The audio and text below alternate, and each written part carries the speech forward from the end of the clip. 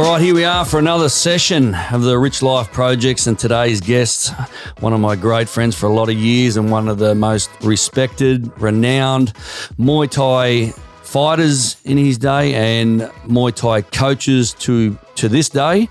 And I would like to welcome Nugget McNaught. Welcome to the Rich Life Projects, my friend. Rich, how are you? Very well, mate, very well. What's been happening, my friend?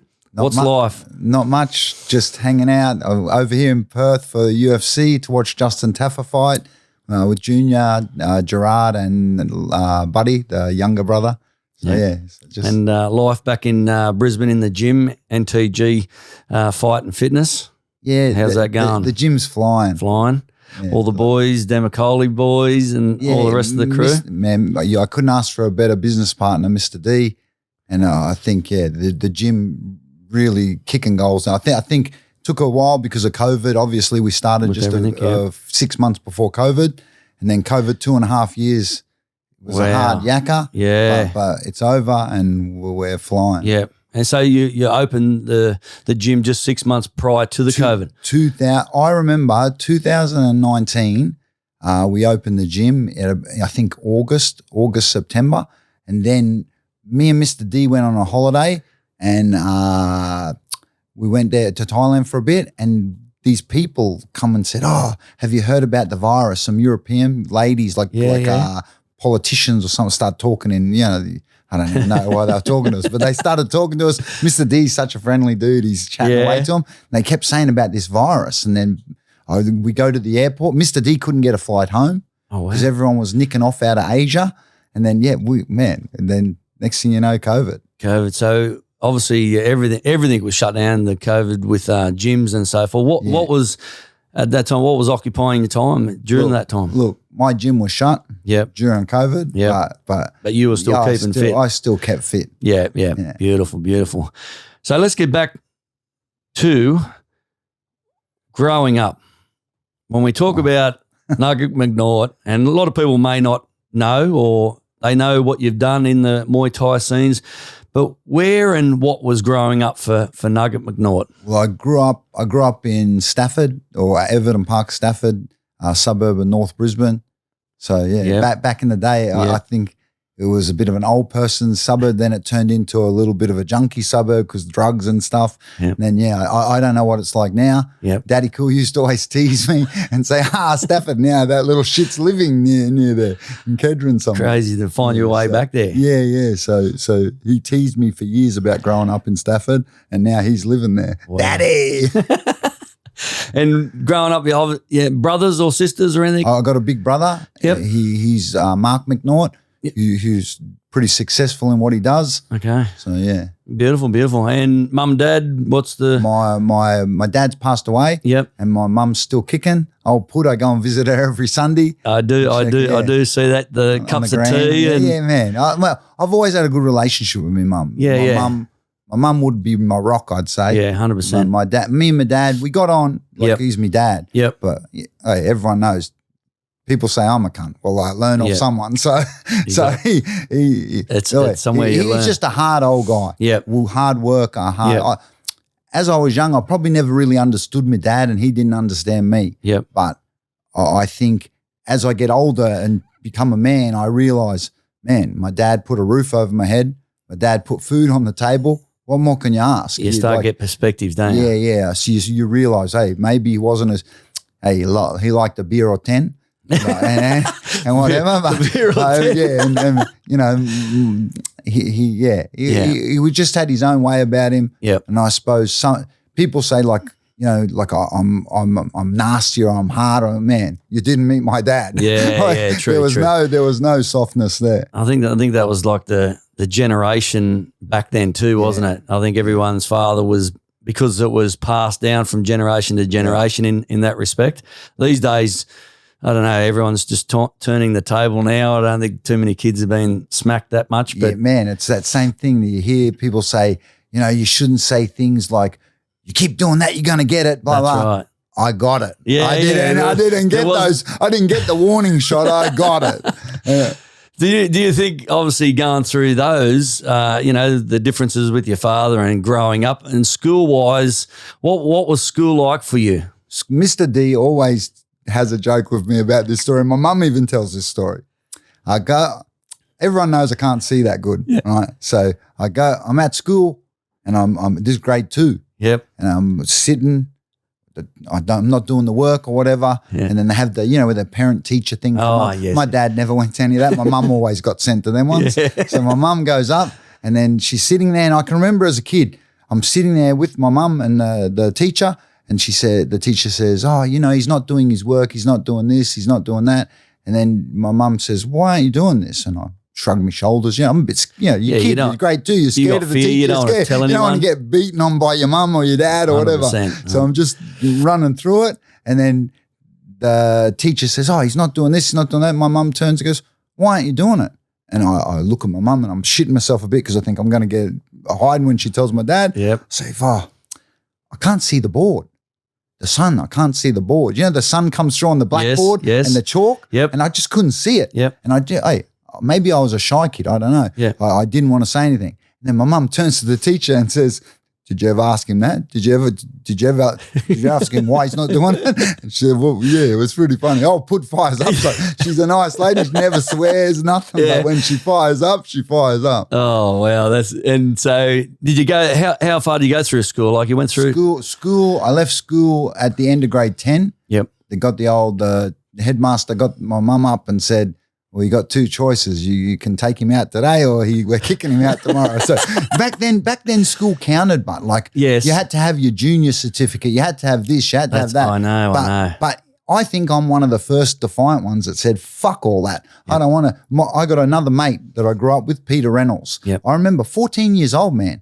He was out of school. He took himself out of school and got a job. And so at 15, he's making more money than all of us. That's where we started thinking about money. Yep. My mate's 14. He's got all this money. Fuck. Why are we going to school? Yep. Yeah. No. 100%. And when even the schools today, it's like, and even back then, when you think about it, yes, it was all going. Let's go and get the certificates, but there's no life lessons. Yeah. And I don't think it. From what I experienced with my children, even to this day, there's no life lessons. They don't. Yeah. Teach them this is the money side, how you've got to save or they got financials, but get your calculators out. This is how we've got to do things, or this is what happens. My son was doing an assignment for fucking jury duty and he got put into after school, detention because he didn't finish a jury duty assignment. And they rang me and said, mate, he's going to go to detention because he's not finished his assignment. I said, what's the assignment? About jury duty. I said, mate, to be honest, he will probably never ever go to jury duty. Yeah. How is that teaching this kid about life? Yeah. Son, obviously, Dad, I don't want to leave, off to the plumbing. So now he does plumbing. Yeah. But back then it was, you're right. It was just all the certificates. You had to get your senior certificate, man. You to were go and get a job. Sir, have you got your certificate? Yes, I've got my year 10 one. And off you go. All I remember, I used to get dropped. My mum thought this magical idea, I'm going to make him go to school because I was a bit of a wagger. Yeah. So she'd drive me to the gate and drop me off and I'd walk across and there was like bushes at the side of the fence of the hall and I'd chuck a quick right and then walk out the bottom gate and go to my mate's house, eat KFC, watch videos. Oh, poor Puds, you would have been. Well, I give Pud a hard time, but she's done a lot for me, and you can't repay anything your mum or your dad. Oh, 100%, and especially the love of a mother. It just goes without saying. So where did you finished in year 10? Did you finish up and go do some work, or what was the? I did some work. what was the sort of? I did a little. My mate, who was a tow truck driver at the time, a karate guy that I knew, got me a job at this what is it called? Fucking panel beating shop. And I did a little bit of work there, but it didn't go so good. So yeah, 9 to 5. Wasn't happening. It wasn't for me. Yeah. And then one day I said to my mum and dad, my granddad had just passed away, or he just got sick, or one of the two, and I said to my mum and dad, hey, I'm going to be a fighter. I want to go pursue this fighting. I'm going to be a Thai boxer. Yep. And they're like, man, we're talking 1988. Yes, That's yes. a long time ago. That's man. right. That's right. They're probably looking, thinking, this idiot. He's What not is doing. he? Yeah, what are you going on about? I said, no, I'm going. My dad goes, oh, you're going to be a fighter, eh? And where are you going to pay your bills? I said, I don't know. You fight and you get money. He goes, oh yeah. And where are you going to live? And I said, here. And he goes, no, you're not. kick me straight out. And then, but now I look back to it. Yeah. They obviously I run to my granny's. Yes. Because I had a good relationship with my granddad and my grandma and that. And so I go there. But obviously I think my mum and dad, maybe they speared me into that and I didn't realise because my granddad got sick and he passed away and then my grandma was by herself. So I ended up living with my granny for like maybe 8 years. Yeah, true. Yeah. My granny, man, the coppers would knock on the door and say, oh, well, for certain things. And she'd say, I haven't seen him for days. I'd be hiding in the room. That's a perfect grandmother. She was the best grandmother. Oh, mate. Yeah, I remember the grandmother days. They are, mate. They're loyal. Grandmothers back in the day were loyal. No matter what you did as a kid, they were loyal. Old Hazel Anderson. Yeah. So you get that's your time is how did you get introduced to the fighting? Because it's Muay Thai that you started straight away, or no, I went through Zendo Kai first. Did me time through Zendo Kai. Yep. Met different guys through that, and then obviously Bob Jones bringing Muay Thai to Australia and that in the late 80s. Yep. And then I did a camp or something, and he was there, and we did it. Yep. And then Malcolm Anderson pretty much took me under his wing. Yes. Okay. Yeah. What was his name back in the day? Malcolm Anderson. Yeah. Malcolm Anderson. Did he have a gym? Like what was his? Blood Axe. Oh, that's right. Yeah, Blood Axe. I was thinking because that was like 20 years ago. I remember going past. 30, yeah. Well, 20 years when I sort of heard that name. But so he sort of introduced you to the Muay Thai? Yeah. Okay. Yeah. And what made you fall in love with Muay Thai? Because saying to your parents, I'm going to fight. I don't know. I think it was one thing I started being good at. Like, I wasn't that good at school. I wasn't that good at much. Yep. Yeah. Skinny. Yep. Little bald-headed, shaved-headed kid. I was just a little rat. I suppose it's something that I just enjoyed doing. Yep. And I don't know, they talk about all these big words, but maybe I was passionate about it. I don't know. Yeah. And back in the day, from what I've known, what the history is, what everything in your background, you were one of the great Muay Thai fighters in Australia. Like, in Australia, like you had the Tony Hills and I went all right. But man, the thing I see, but I come through a bad start because we ran the ball up. Here I am. People say, oh yeah, guys now fighting all these different Thais. Yeah, but they forget they've got heaps of experience. Thai boxing's been in Australia a long time. Yes. I come straight from taking the karate pants off to putting the Muay Thai shorts on. Yeah. And these Thais are kicking you and it's hurt. It's actually hurting. Yeah. Like, Because I do remember even when I come from, I think it was New South Wales. I got stopped by the first 9 Thais I fought. Exactly. And that's I never I got stopped. And some of the fights I didn't probably put 100% effort in because I'd already mentally lost it before I even got to the ring. Yeah, No one knew about that stuff back then. Working on your mental thing, all that. You just fucking ran. You hit the pads and you got in and fought. Yeah. And you got to remember, I didn't have my corner was my mates. That's right. You know what I mean? That's right. So yeah, of course my mates are going to say, you're going to kill him. And you say, yeah, I'm going to kill him. And inside you're going, oh, I'm going to die today. but you know what I mean? But it's I feel, where was my nugget? Do you know what I mean? And no disrespect to Malcolm Anderson or any of those old guys. No. But man, I think to myself now, if I had someone that really knew the business and really knew all aspects of it, man, where would I have went? Yeah. Yeah, but you got to, in saying that, it's the woulda, coulda, shouldas, but you were one of the true pioneers of Muay Thai in Australia. Yeah. You know, like in Queensland, obviously, because there's... in Queensland, it's easy. Paul Briggs, me, Tony Hill. Yeah. We every fight card, we were the ones. That's right. And then come along the Shannon Forresters, the Scotty Bannons, the Wayne Parrs, the Corbetts.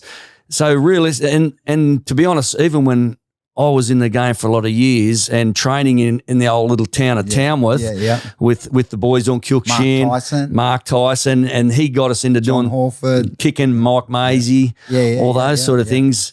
And I do, and the funniest thing, because I still listen to this footage that I got on my phone because I hear my mum yelling in the crowd, and that's my still grabbing onto me mum because obviously she passed years and years ago.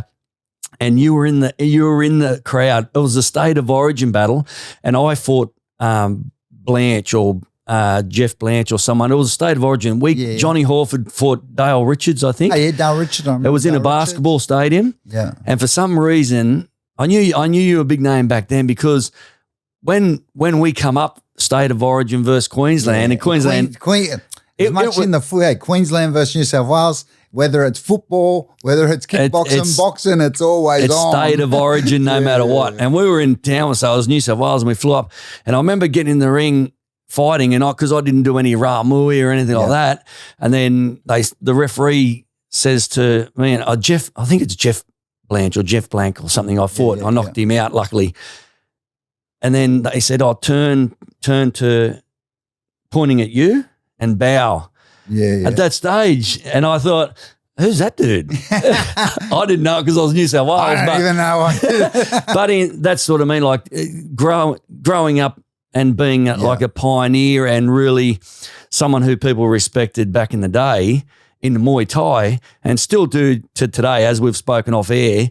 You go around to these fight shows now and you really don't want to be around there because, the new age don't know. People think I'm arrogant and rude in that, but man, they forget. I've been going to the fight since I was fucking 15 years old. I know. I really, like, it's not that I don't love it. No. But the experience that they're having is new and fresh. Exactly. The experience I'm having is old and sour. And I was fucking thinking, when's this shit going to be over? 100%, and especially, I know I'm grumpy old cunt, but man, if you're fighting and you're not entertaining the crowd, get out. 100. Oh, man. You're supposed to, I suppose it's not on an amateur level, but I believe it's a little bit like the Tarek Solik thing. He believed everyone was professional. There was no such thing as amateur. No. As soon as you got in there and fought and people paid tickets to watch, that's professional. So I sort of believe the same. If you're getting tickets bought at a show to watch you fight, you must be professional. So perform. Yep. And in Queensland, because there was no combat sports and there's no real rules, that's why I love. That's why there still isn't. That's why I'm still there. That's why I love the Muay Thai, and that's why Muay Thai was always successful in Queensland because there was no combat sport. Yeah. New South Wales now combat sports kills the game. Yeah. Victoria's combat sports, it's good. Victorian combat sports would be the best board in Australia, 100%, hands down, because of their relationship with the promoters, that's right, and with the fighters and with everyone involved in the sport. That's right. They don't sit back and act like they're the God's gospel and they try and help you. They try to help the sport. And, the guys down there are very, very friendly, very open, and they've got a good relationship with the whole community in Victoria. And who leads the way in that is some of the greats, Johnny Skeeter. Yeah. Mark Hammer, who we've been friends with for feels like. We were just at his wedding last week. That's right, last Sunday we will drink. Well, we weren't actually drinking, we were together, but some of the biggest names that people don't even realise that made the kickboxing and Muay Thai big in Australia as well. Well, man, I remember when the Blitz magazine was out. That's right. Victoria was the lead state, definitely the lead state. Yeah. New South Wales, they had a lot of laws where they couldn't do Thai boxing. That's right. That's right. And it was a bit weird. And I think Marcus Mangan still stood out. Yeah. Like he's still, and his trainer Sung Doi. Yep. And I fought one of Mark Mangan's Mad Dog's his sparring partners, Dale Middleton. Yeah. Man, yes. And to this day, that was probably one of the toughest Aussies I'd ever fought. Really? Him and Tony Coburn would be. Yeah. Tony Coburn, mate. Aussies I fought. That dude was like a bull rider, wasn't he? Bull rider. Oh my God, he was strong because Joey Hilton, who I done some time with, Tony Hill and Coburn, they sort of like were the two hard nuts. They were the hard nuts back in the sunny Aaron Kirkby. Yeah, Aaron Kirkby. Funny enough, we built NTG, and Aaron Kirby owns a big plumbing Yes, yes. Man, and who's our plumber? Who's the guy that comes and builds my things? He obviously has workers and that, but he dropped in. It was really good seeing him. He touches base. We talk on Messenger all the time because he plays golf now. He loves his golf, so he sees me. Get into this golf, I might Mate, be able to see I tell you, not only is it's a mind challenge for me, for anyone. It can be frustrating if you let it be frustrating, but to me it was more if I'm stepping away from the fire game, I just want something fresh to motivate the brain. Golfing has been good for me, but it's something where it's therapeutic in regards you're out in the fresh air, you're hitting the ball, you're just cruising along, and you're by yourself or with with a partner having a hit. That's how I've found it. I love golf. I don't know whether the boys at the gym would like me having a set of golf clubs around. No, that they might think, that's well, he doesn't play golf, and he's not good with the ball, so he's all right with the bat. He's got a big club there. That might be. I better not misbehave. But I think they'll be hiding. Daddy Cool. I used to have a stick at the old gym, and Daddy Cool and God used to hide it all the time. Oh, mate, and saying that, all those names like. You had a pretty big force back in the day when you had the Wilson Gym market and NTG, the late good friend Cedric, and then you had Soren. I had Jamie Fleming there, Daddy Cool. I had Daddy Cool. I had Kevin NTG. Yep. I had Gott. I had Little B. There's so many. There's some Majid, Masood. That's right. That's right. Man, I had a lot of. That was exactly. like and you were sort of fighting at that. Well, you had just finished that fight. I'd finished at that stage. I had my retirement fight against Kurt in 2000. That's right. And then was that up the Sunshine Coast? Sunshine Coast. That's right. At the Edamaga Hotel. To this day, I'll say I listened to the rules. I know the rules of fighting. Yep. I listened to the referee. He said, "Go to the neutral corner, John Wayne." Yeah, you blew that, John Wayne. He sent me to the neutral corner, and then he said, "Fine." I knocked Kurt out badly. Yeah. That force that you had, NTG. Again, it was a real big force to be reckoned with because you were the sole trainer basically doing. Yeah, man. When I look back to it, I used to hold a lot of rounds. I was going to say, you must sometimes pinch yourself and go, how many rounds you held, how many fighters you cornered. Man, when I look back to my career holding pads, which I still hold pads now. Yes, yeah. But I'm a bit more picky. Mr. D gets up me all the time and says, "You got to hold for these people." But I really, it's not that I don't want to waste my time and I don't want to help people. Man, how many rounds have I got left in me? That's right. You know what I mean? I've held for my whole life. Yep. So the rounds I've got left in me, I want to enjoy. And you want to be selective. Yeah, I want guys that I know I can help. Yep. And it's going to help them in the future. Yep. Not guys that are just going to pay money. Yeah. But that's the contradiction of having the big gym. I've got to work with the people. That's right. And that's why they our come. Customers are the great. Everyone. There's not one person there that I could say, "Oh fuck, I wish that cunt didn't turn up." Yeah. They're all great young blokes, young girls come and train. Yep. But man, I like real fighters. I always have. I always will. Yeah. And back in those days, you can see some of the past photos of some of the people in the gym, and it was such a powerhouse. Yeah. When you finished your career, how many fights was I had 52 fights. 52 fights. 36 wins. Yep. 26 KOs. Yeah, wow. So I knocked and traveled the world, Thailand, Japan, New Zealand. Yep. Yeah. So back, and even you go on to the obviously YouTube and everything back in the day. There is some footage of. Look, I wasn't the greatest fighter on the planet, but I give it a go, and I love that. Yeah. I think that's where everyone knows Lolo in New Zealand. Yes. Man, me and Lolo met in 1994. Yep. And we formed a friendship. Yep. Because he loved the fights like I loved the fights. Yep. Like just. And I think he was Mark Hunt's trainer at that time, wasn't he? No, he Ray Sefu. Oh, that's right. That's when he had like Balmoral League. That's right. Man, they had biggest New Zealand fighters. Yes, 100%. Jason Sudi, Jason Vamoa, Ray Sefu, Ronnie Sefu. Yes. There was so many. Eugene was under Lolo too. Yeah, Eugene. Who's got Izzy and Dan Hooker, all those boys now. He was training. That's the thing. It comes from like generations. You have to be around smart people. Yeah. if I wanted to be smart in the business world, I would surround myself with smart people. Exactly. If you want to be smart in the fight world, Yep. you got to surround yourself by smart people. That's right. That's right. And when you say you weren't one of the best fighters, but you give it a go, I sort of would, if I'm honest, put you as a more of a traditionalist fighter. You had Muay Thai in your blood. Obviously, then you can. Man, when I look back, if now I'm older, and after I think my style changed after 30. Yeah, like I was still learning. I was still sponging things as I went around the world, listening to people and doing things. And I think now, I look back when I fought the Thais, I used to sit back and try to fight them like the Thais. Man, that's stupid. They've had 100, 200 fights and I'm sitting back. I should have just tried to jump on them. Do the Raymond Deckers. Yeah, but that wasn't me. That wasn't me at that stage. I think as I've got angry and nasty and older, maybe that's a bit more on the rocket. But yeah. And that was always a big thing. You know, don't try and sit there and fight their styles because they'll beat you all the time. Look at Tony Hill, man. He would run at them. Oh my God, knock them over. He was one of the goats of Muay Thai back in the days, wasn't he? Yeah. That was crazy. So you get to that stage. Obviously, you finish up your career with the great experiences and the great sort of experience you had. You go into coaching. Yeah, but I coached right from the start.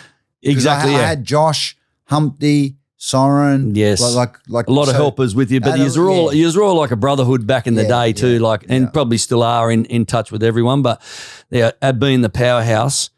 But training, fighting, holding pads together. It was all it was all, man. We there were some great stories from back in the day. Some we probably can't say. But in your fight career, because not many people know, but you were, they were calling you Kerry McNaught. Oh, here we go. Hey. Here we go. So we're the Kerry McNaught. Obviously, Mum and Dad called you Kerry, but gotta thank me, Mark. Good old Pud, eh? And everyone wonders why I named her Pud. Look, when I was young, I didn't like the name. Now, people can call me Kerry. I couldn't give two fucks. It goes in there, goes in there. Yeah. But when I was younger, I really got a thing in my head. I fucking hated that name. I just hated it. I hated it. And as the years went on, the mates and that gave me the nickname Nugget and that. Yep. And man, I was nothing like a nugget. I was tall I was 57 kilos and tall and skinny with a shaved head. Now I look a bit more like a nugget, a little bit some days if I'm eating right. But even how did that Nugget name come about? It come from, all right, we're going to have to. We'll go in two segments here. We're going to go two segments. Nugget came from, remember when they'd say the McDonald's or Red Rooster, they said McNuggets and then dip. And man, my mates would be in class going, grade 9, grade 8 going, dip. And I'd fucking jump across the table trying to hit them, throw shit at them and that. But that Nugget, so it evolved from Mac Nugget to Nugget. Yeah, right? Okay. Because my last name is McNaught. So I get that from school. Yeah. But when I was young, I hated Kerry. Fucking hated it. Now I don't care. Sometimes I think, fuck, why did I change my name? Maybe my mum got disappointed. What was the thing that you hated about Kerry the most? My thing about it was, and people will never get this until they experience, you have to experience something to get it. 100%. Let's say I go to school. And the teacher has the day off or whatever, has a big weekend on the beers and doesn't come in on Monday and sends the student teacher in to do the old fill-in. Yeah. Well, the old fill-in teacher's calling the roll, blah, blah, blah. Oh, Kerry McNaught, where is she? And I think, God, oh my God. Then it would go on. Then my dad's Christmas party, because he was big in the coal, working at Coles like a manager bloke, whatever. Yep. They'd say, oh, Kerry McNaught, where is she? And that's bad enough. And then they'd give the president, I'd unwrap it, it'd be $1 or something, because they wouldn't know, and my mum would be fucking shaking her head. So, yeah. Oh, so he's like, hey, cunts talk about trauma. Fuck your trauma. You don't know. I lived with it every single fucking day. And if I complain, my dad fucking whack me. Oh, man. Mate, I fully understand why that would happen. Just, it'd be all right going Kerry McNaught, but then when where is she? Where is she? And then they fucking start pulling girl toys out. I'm thinking, fuck, I can't win this. I can't win in this life. Oh my God, that's right. I have to stop with that, or else I'll just be laughing this whole session. So you get through, you start to coach. Yeah. And obviously from your fighting experience, now you get to obviously travel and you start to do different things. You start with Josh. Obviously, Josh Exton was one of my best fighters in the day, I would say. And underrated. I think he ended up having like maybe 30 something fights, 35 fights. Yep. Undefeated. I think he had one draw. Yep. Then you turn business partners. Yeah, then we become business partners. Had the best promotion going around in Australia, Evolution, which was everyone wanted to fight on. You know, you had some of the biggest names in the world come and fight on those. What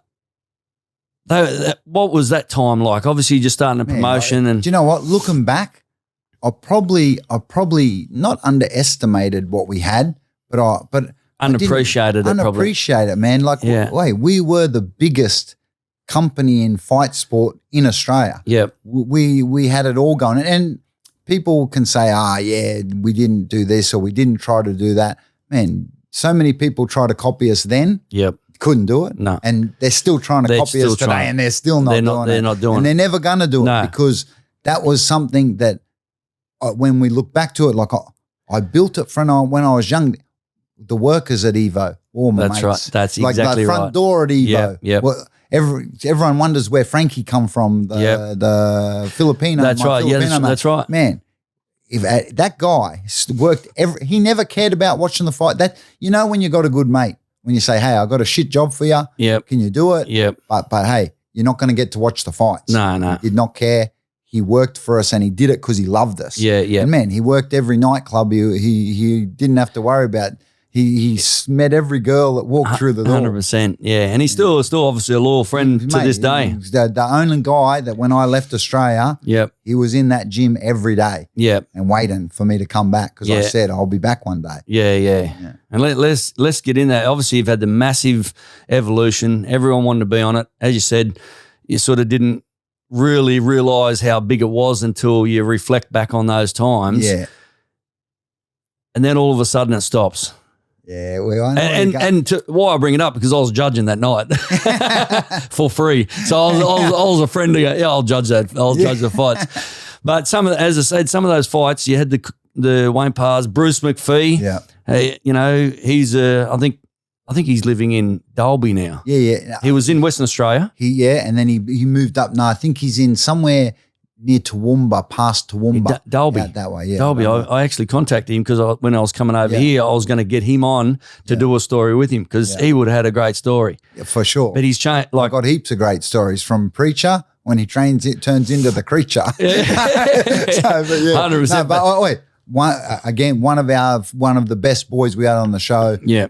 And loved. And he never said no to anyone, would fight whoever. Even if he wasn't feeling good, he's not stopping fighting. Yeah. And he was a legend of the Muay Thai scene back in that day as well. And from what I know, his life has turned around. He's on totally different now, which 100%. And you got to take your hat off because he's just stepped out of the whole realm of where he was just the man and everyone knew him. And that's getting back to the evolution. A lot of people may not have known you back in the day when you were fighting, but your popularity, you were the face of evolution. Josh, even though everyone knew Josh, but he was the business man. Josh, and to this day, he's still the businessman behind. He's sitting at home waiting for me to say, we're on again. He's just sitting there, wow. He'll say, no, I'm not, but he would miss it. I guarantee you he would miss the events. He would miss the dramas that come with it. And he would miss the after parties, definitely. The after parties probably missed the most of all. But they could go for a week sometimes. 100%. And obviously you had that good of relationship that come that well, but everyone, probably where you got a good part of your popularity too was everyone knew on Evolution, it was Nugget McNaught who was doing the promotions and you were the face of it, so to speak. So that part there, what was the most interesting part or hectic part of that evolution? What stands out the most? I wouldn't go hectic, but I'd say the biggest lesson I learned from Evo same thing. We talk about like lessons in life and that. Yep. When I ran Evo, everyone was up my ass hard. I can feel their tongue massaging my asshole. But the minute the coppers shut it down and the minute that it went a bit south and people thought, oh, fuck, he's not promoting anymore.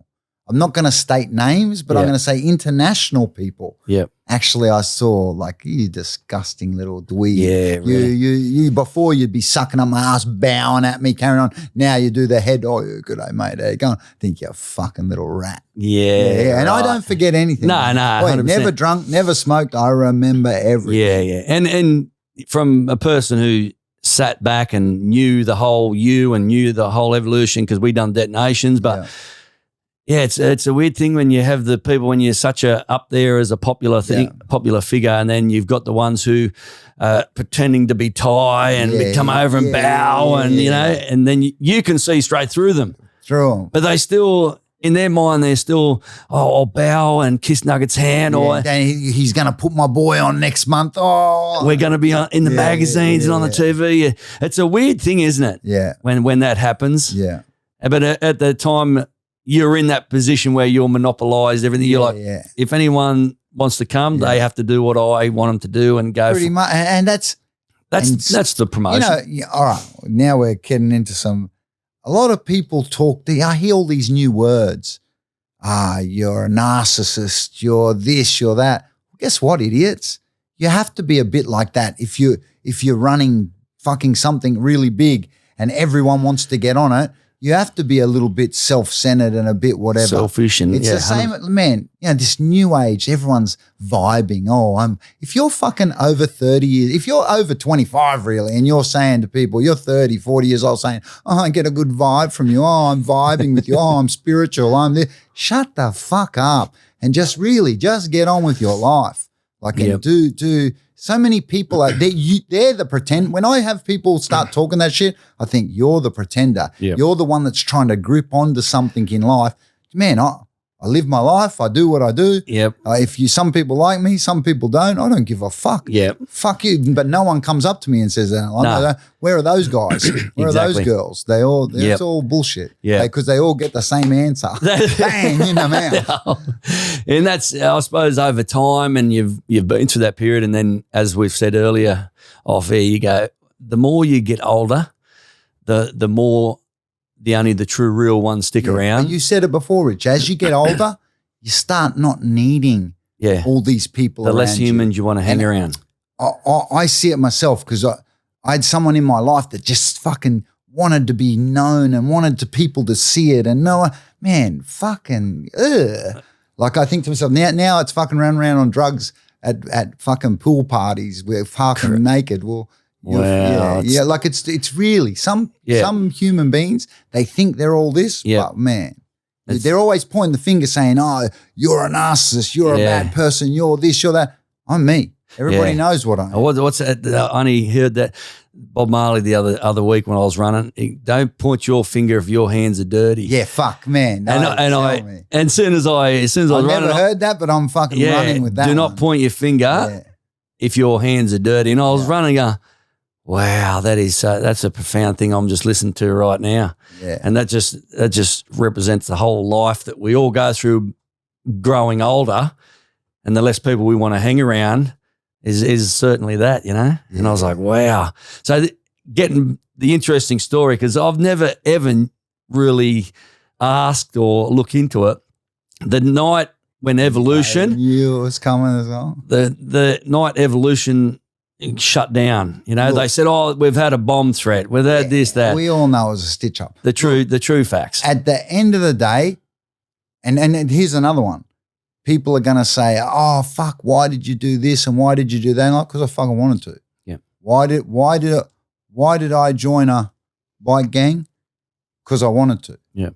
That's what I felt like. That's the feeling I had at the time gave me a good feeling. Yeah. Why have I still got friends all over Australia, all over the world in that world? Yep. Because they're my mates. Yep. And then you can be mates with whoever you want. Exactly right. When they shut down Evo, whether the Queensland police are going to admit it or not, they did the wrong thing that night. Yeah. They did the wrong thing by the community. Yep. They did the wrong thing by the people that bought the tickets to go to that show. They did the wrong thing by every athlete that trained to fight on that show. And they did the wrong thing by me and Josh Sexton. Yep. Because they aren't going to come out and say we were money laundering. Yep. But that's what they thought we were doing. Yeah. And we weren't. Yep. We were two kids. Yep. We were two young blokes that grew up together. Yep. Fucking had an idea, ran with it, and fucking it worked. Yep. And then they took that off us. Yep. Did we sit and cry afterwards? Nah. No. Well, it is what it is. Yep. Was I upset? Yeah, fuck yeah. I lost something that took not just the 10 years it ran for, but actually the fucking 20 years before it, building and learning it. That's right. That hurt. Yep. But the actual getting stopped that night, I don't know. Like that's something they have to live with, not me. That's right. And probably looking back on it now, because I was present at that night, it was more them probably showing, hang on.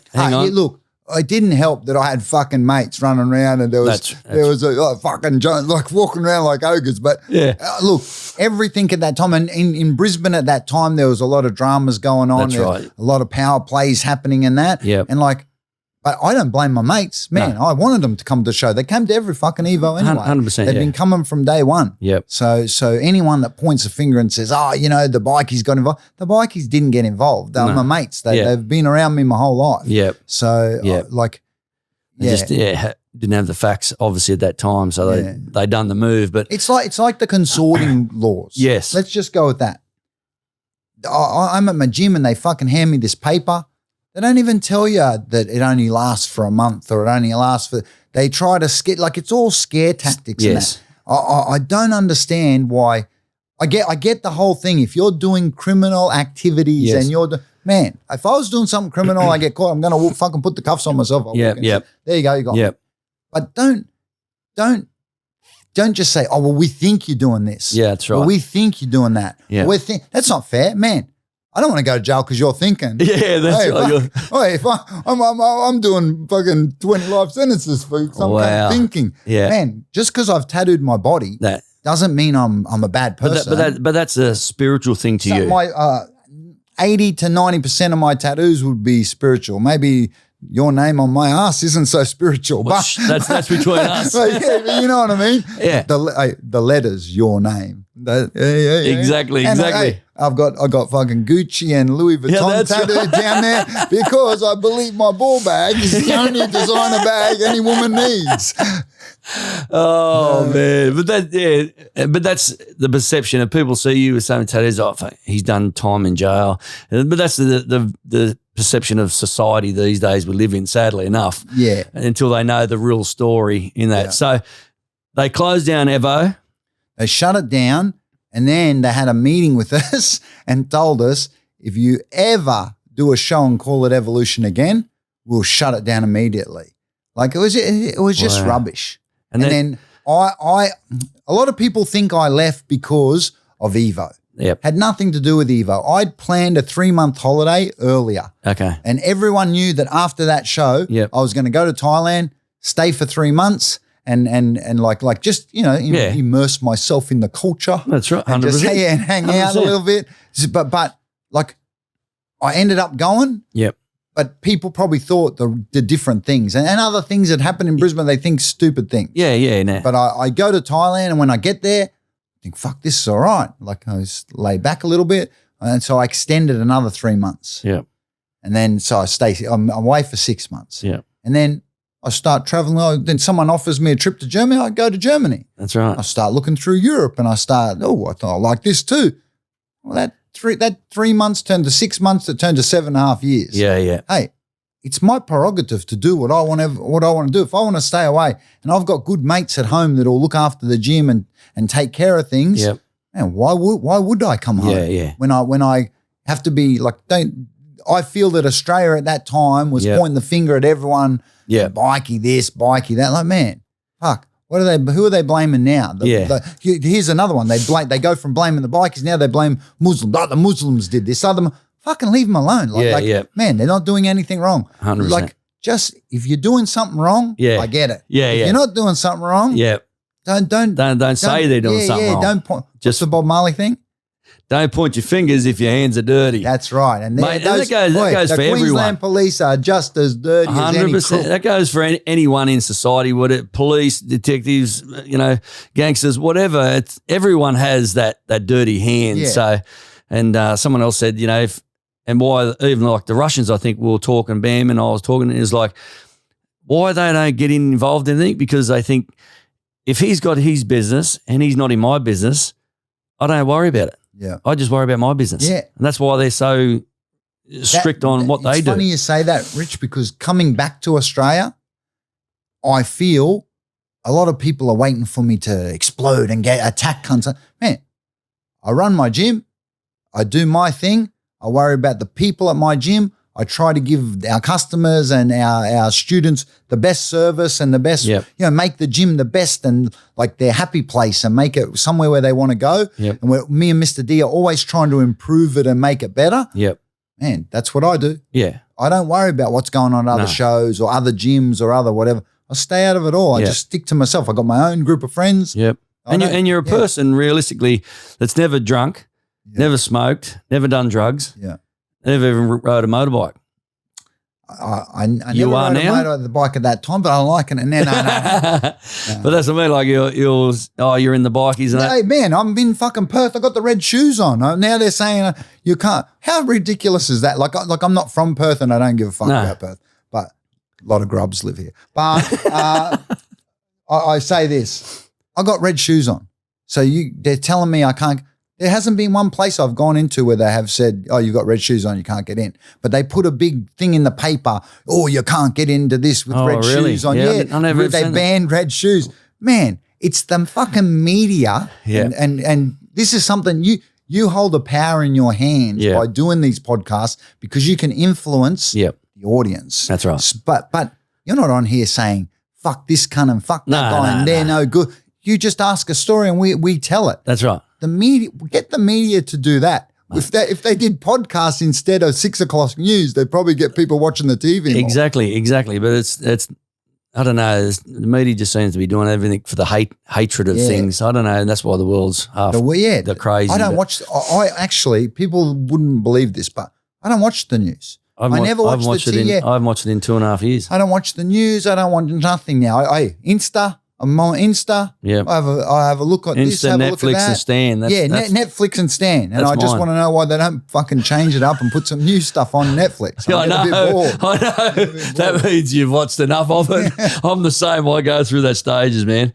So you're in Thailand for the 7 years. You stayed there. Yeah. You get the opportunity to travel. Traveled all. I went to France. I've been everywhere. There's nowhere in Europe where I haven't been. And training fighters while you're doing the traveling, because I think I was lucky enough to meet a gentleman, and I'll never forget this guy, and I always got love in my heart for him, Sir Karacha, and he pretty much put me under his wing and took me. He's a year older than me. I look younger, but never forget that, sir. Now with the beard. Yeah. I don't know. Maybe I'm catching him. but hey, we just got on really well. And the funny part is he lived like the mirrored life of me in Germany. Really? Because his brother started a small organization when they were young called the Black Jackets.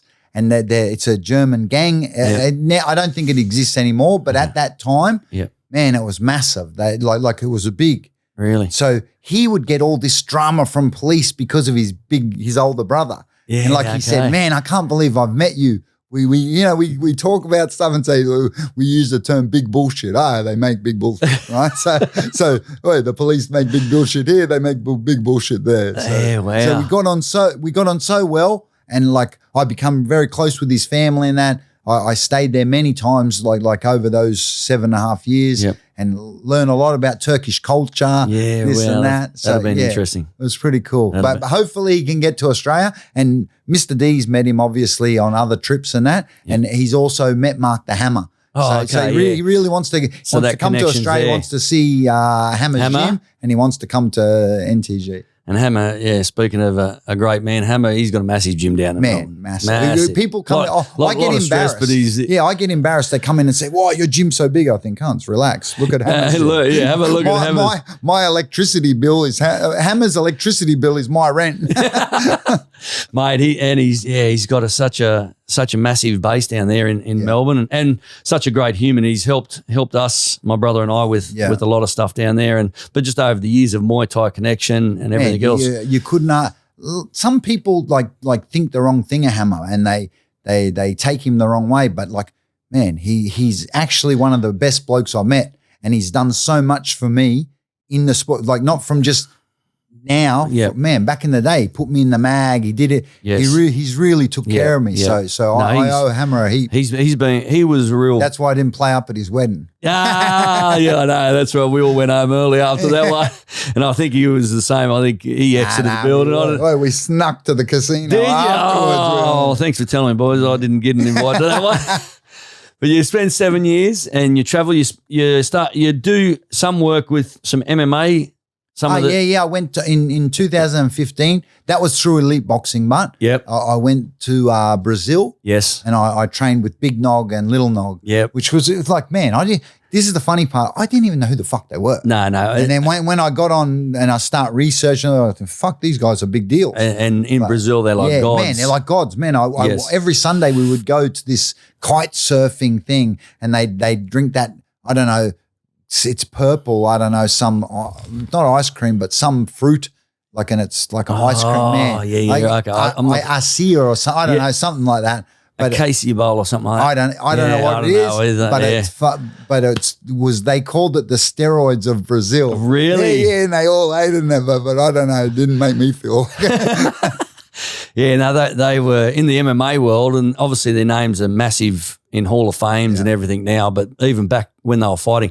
And I think they only just retired like in the last 2 years or something. Yeah. Like they went their career. I actually think Big Nog works for UFC now. I think he does on that side of the world with Brazilians. Yeah. So, yeah, mate, massive. You've done stints over in Brazil, Singapore. Singapore, everyone knows I love Singapore. Singapore, I loved Thailand, and I'll always love Thailand. Yeah. But Singapore, it's just the fact you got that perfect thing of East and West. Yes. And everyone speaks English. So it's quite easy to cruise around there, and that you don't have to worry about language stuff and that. Yeah. I don't have any Thais going, You say, oh, could I have the fried rice, or could I have khao man gai, whatever you want to have, and then they say, you never get it right because you're white. You're never going to admit you could say it right. Oh, yeah, I know. It's all, everyone who travels there too, because these days and probably off topic, but when I see the kickboxing, Muay Thai young fighters today, and they go, do a post up on social media, going to Thailand to fight, and then they'd be fighting the kitchen dude, or they're fighting the kitchen dude, or they're fighting the hookers. They're fighting the hookers off. 100%. Then they, you get over, then they come back, and then they start a gym after being in Thailand for 4 months. I've had fights in Thailand, and we're going to open up a gym, and you see it all the time, don't you? Yeah, you sort of have a bit of a giggle. Thailand is really different to what it was. I first went to Thailand in 1993. Yeah, okay. There to now. Yeah. Okay. And I got a house there. I got my kid there. Yeah. So like I have to laugh a little bit when I see, same like you said, Rich, when we were coming up, like these young guys, and you think they don't know you, you don't know them, but they like young dudes say, man, you're going to Thailand. Yeah, you're going to Thailand now. Yeah. You're not going to Thailand 20, 30 years ago. Yeah. The Thais didn't want to know you 30 years ago. They didn't care how much money you threw at their gym. Yep. They didn't want you in the gym. There's only selected ones that the Wayne Parr, when he went and lived Thailand life for 4 years or whatever he lived, like they only very rarely, and the Thai trainers had to know someone that you knew. That's why obviously with Richie Vella, who Wayne Parr got over there to live that life. Otherwise, as you say, there was no tourism going on. You're not coming to this gym. But good luck to them. The Thais saw the business side of Muay Thai. Exactly. And then look, these big gyms started popping up, mainly in Phuket and that. Yep. Man, I was going to Thailand for years. I'd never even gone to Phuket. No. Pattaya, but not Phuket. I didn't really make it that way. No. But now everyone says, have you been to Phuket? Have you been to Phuket?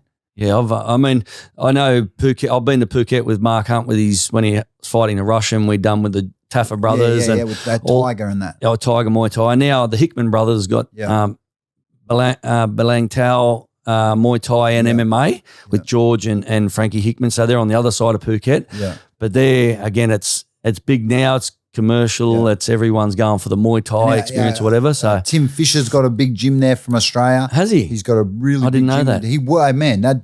Out of all the dudes that go to Thailand, Tim Fisher did it the hardest through COVID, everything. Really? Survived. Wow. Now, so good luck to him that he got 100%. Wow, that's crazy, isn't it? Yeah.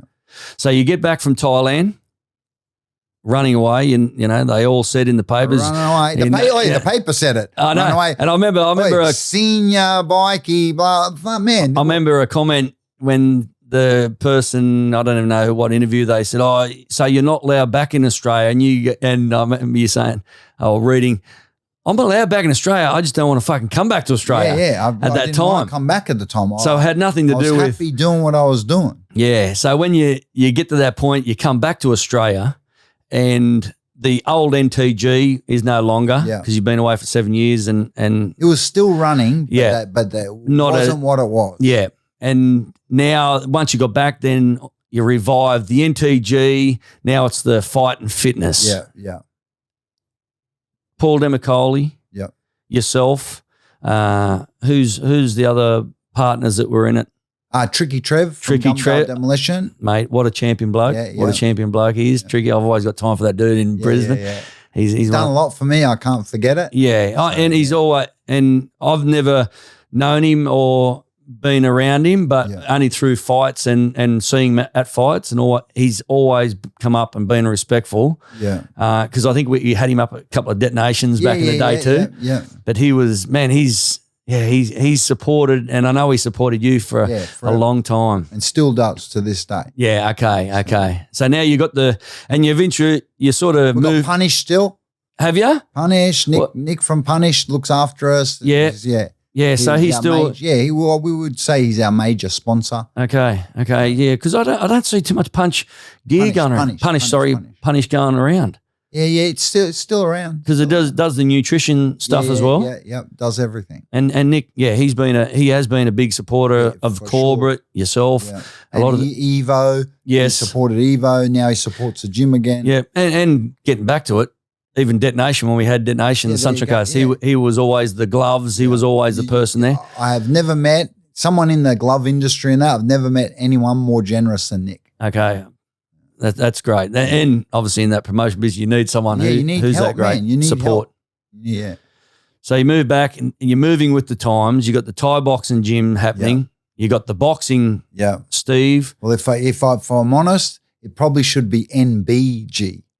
Nuggets Boxing Gym, because man, it's all boxing there. Is it? The boxing's so big in Queensland and Australia. Yep. It's crazy. Yeah, right. And we got Rocky there now. Yes. So he's only just won his Australian title. Yeah, in another division. He's won 2 Australian titles in like 2 fights. I was going to say, and he only just went from Muay Thai. That was his 3rd fight in boxing. Yeah. So he's had 3 fights, 3 knockouts. Wow. That's impressive when you come from a Muay Thai, isn't it? Yeah. Straight into that. Then you got the Tougher brothers with the MMA side of things. So you got the boxing. Is Steve still Steve coaching? Wajenko does all the he manages all the boxing side now. Yep. And then we have Caleb, a young boxer that was really famous at one stage. Okay. He now helps us heaps. Oh, beautiful. Caleb Gray. Yes. Okay. And the Muay Thai, you still got the Muay Thai? Yeah, Muay Thai's. Man, Muay Thai was like really quiet last year. Yeah. And it hasn't been that, there's not that many shows in that. No, there isn't, But man, even Jacob Demicoli, who runs the front for us, says, man, Muay Thai's taken over again. Really? Like it's in the gym. Like they were getting 30 people in a class. Wow. 30, 40 people. So, that's crazy. But our boxing classes are crazy. Like in the afternoons, we get sometimes like 90, 100 people in that room. Wow. Training.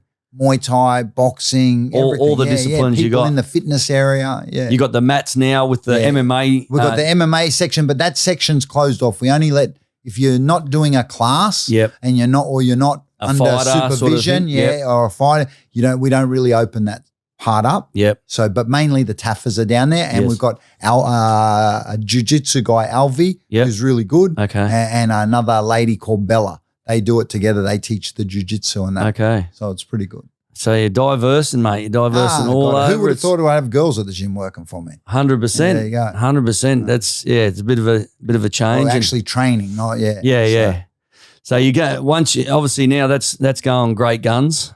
You become a dad Yeah, I've become a dad. Got to a my kid. baby daughter, Got a, yeah. beautiful daughter.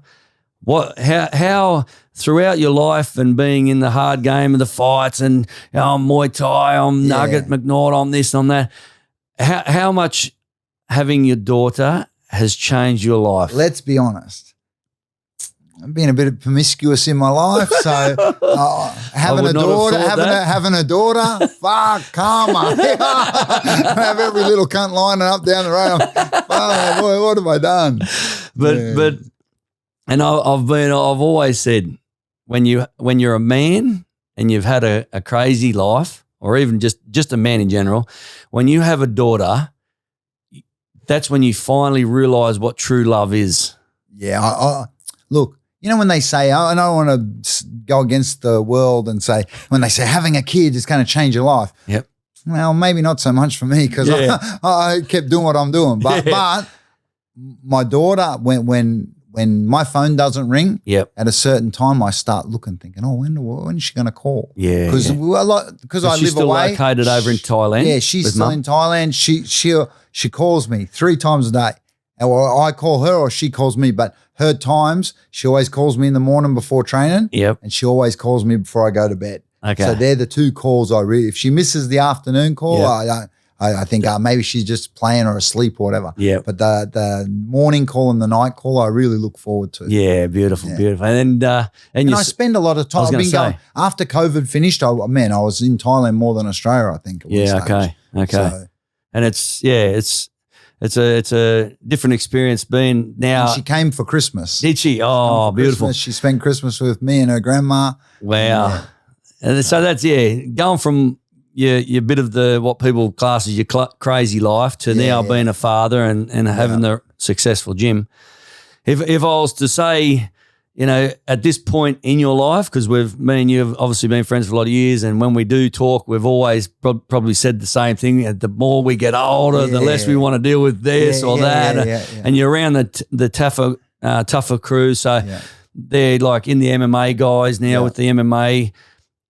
If I was to say Nugget McNaught, not Kerry. Oh.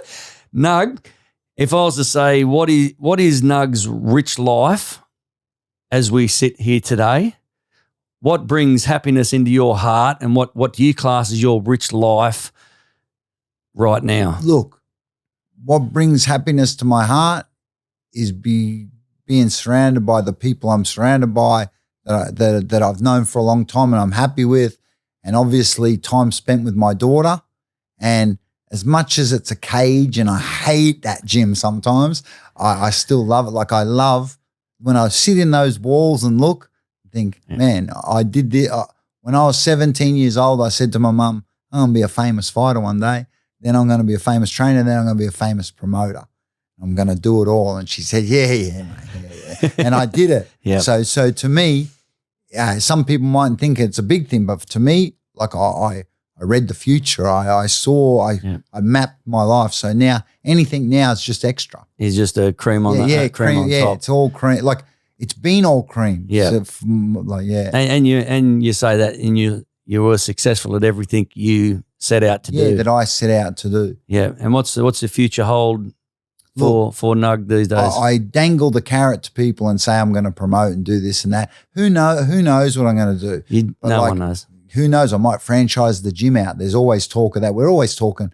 Yeah. The best part about having Mr. D as a business partner, he always wants to do stuff. Yeah. And he wants to keep making money and keep doing doing things. Like he's not just happy. He won't just sit and do nothing. Yeah. And say, oh yeah, that's enough. We've done enough. He always wants to better stuff. So I think I think I don't know what's down in the track for me, but I'm pretty happy. I don't think anyone does, do they? Yeah, I'm pretty happy going the way I'm going. Yeah, beautiful, man. Beautiful. Mate, again, I know you're in Perth and it's a busy time, but over the years we've known each other and had that friendship. And today you're just coming on the Rich Life Projects and talking about your story that, some of it I didn't know, but a lot of it people listening and watching will then go, oh, okay, well that must have what happened. I thought it was happened, but thank you for your time, my friend. No, thank you on the Rich Life Projects, and man, I can't wait for people to actually tune in and hear this story. Yeah, I'm sure they'll enjoy it. Thank you, brother. Yeah, thank you.